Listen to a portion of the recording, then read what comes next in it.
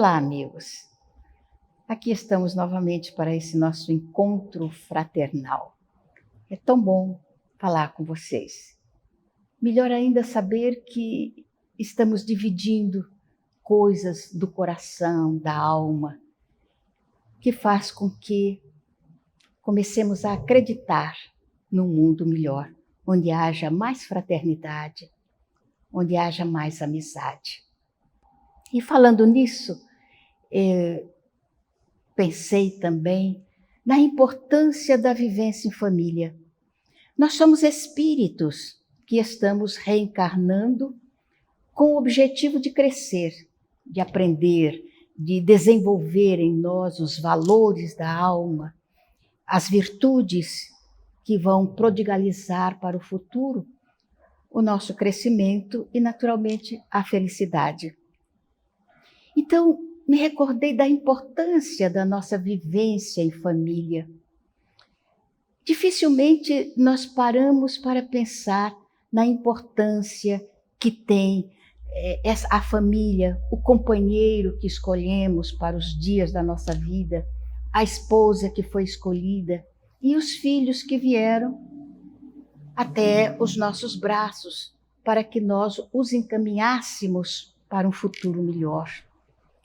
Lembrando que filhos não são bibelôs, não são brinquedos colocados nos braços de mamãe ou nos braços de papai. São espíritos em evolução.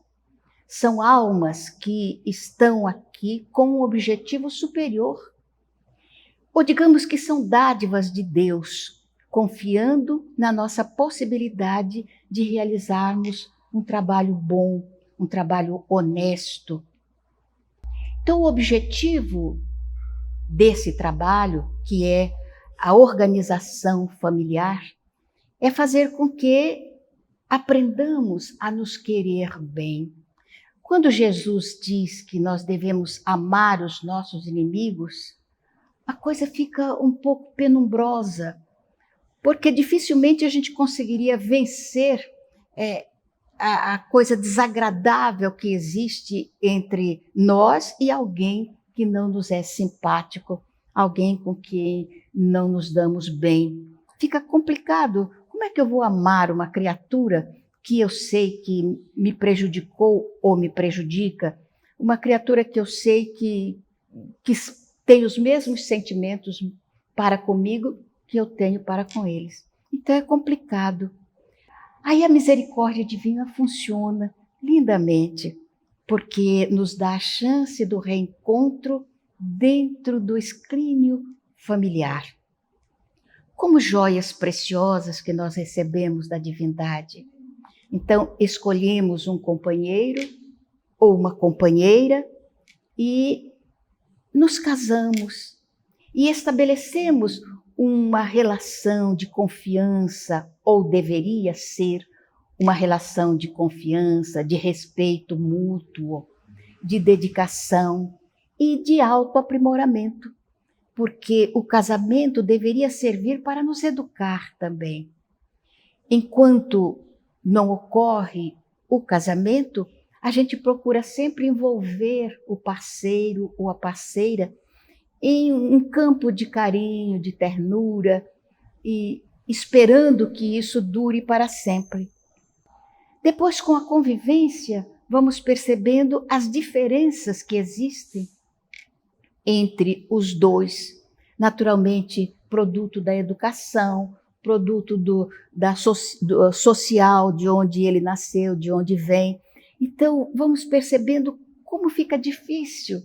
E aí, então, a convivência se torna áspera, se torna difícil, as brigas vão se sucedendo e muitas vezes chega a vias de fato, a separação. E nós esquecemos de um outro aspecto dentro desse matrimônio. É que depois já não somos só nós, eu e ele. Somos eu, ele e os nossos filhos. E para que os filhos venham aos nossos braços, ele precisa dos dois, papai e mamãe. É na conjunção desses dois. São os 23 cromossomos oferecido por ele e os 23 oferecido por ela para formar os 46 da célula da vida. E isso vai se multiplicando. Então, quando chega até nós, ele vem na dependência de papai e mamãe. E nós deveríamos pensar nisso para podermos criar um clima mais harmônico, mais harmonioso entre os cônjuges, para que os filhos tenham um lar tranquilo, bom para que eles cresçam. E o relacionamento nosso com eles deve ser assim um relacionamento de companheirismo, de amizade. Então, um amigo sempre diz a verdade, ou às vezes mascara um pouco para não ferir, para não magoar, mas nunca diz mentira. Eu me lembro de um acontecimento que se deu na infância dos meus filhos. Eu estava com um deles que estava com um problema de saúde grave e o médico receitou benzetacil, que naquela época era aplicada sem nenhum analgésico, sem nada, pura.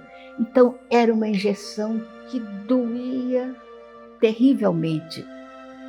E eu levei o meu filho na farmácia, fui com ele, e nós estávamos sentados esperando a vez dele para tomar a injeção, e eu estava dizendo a ele: olha, meu filho, vai doer.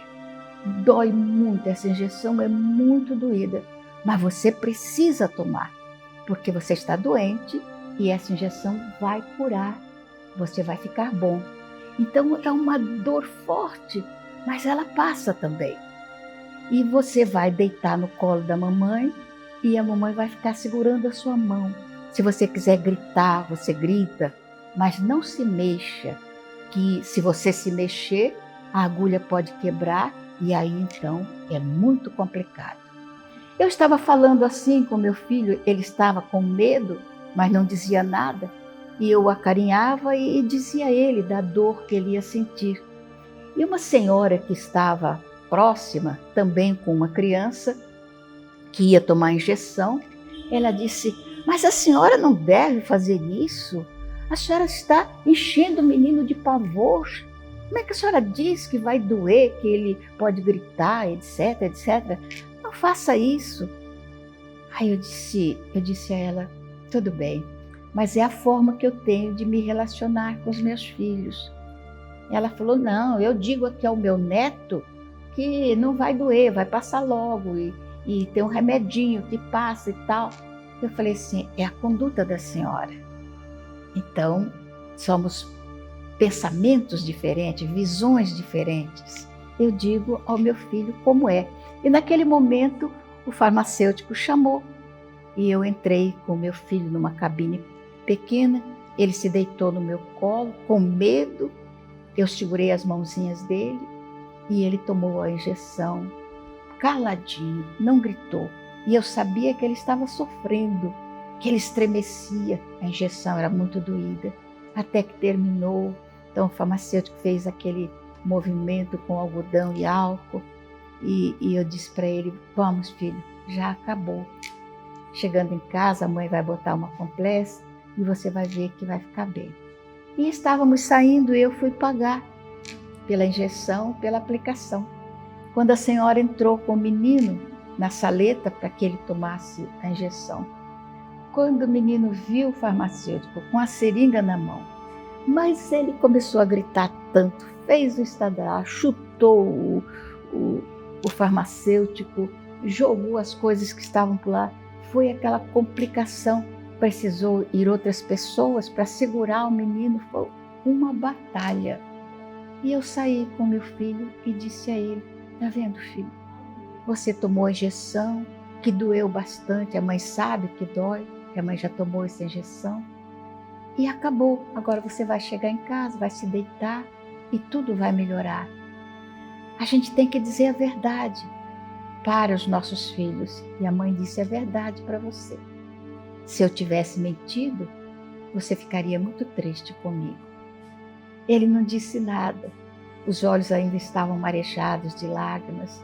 2 olhos negros, lindos. Aliás, toda mãe acha os olhos dos filhos e dos netos muito lindos. E é isso, é a mensagem de hoje, que eu deixo para o seu coração. Se tiver um filhinho que está começando a caminhar nesta vida, trate-o com ternura e diga a verdade a ele. Se já estiver rapaz ou adolescente, continue dando ternura, carinho e bons conselhos. Os pais devem ser sempre os melhores amigos dos seus filhos. Muita paz,